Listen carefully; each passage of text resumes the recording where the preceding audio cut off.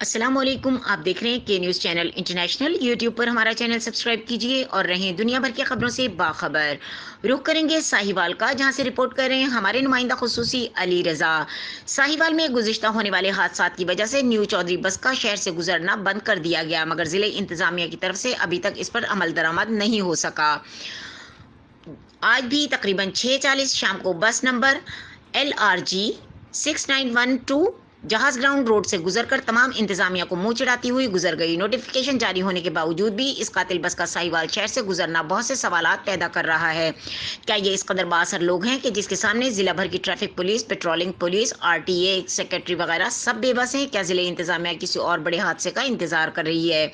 Commissioner Sahiwal division, deputy commissioner Sahiwal, RTA secretary Sahiwal, DPO Sahiwal, DSP traffic Sahiwal, DSP patrolling police से अवाम का मुतालबा है कि इस बस सर्विस का खिलाफ कानूनी कार्रवाई की जाए ताकि अवाम हादसा से बच सकें।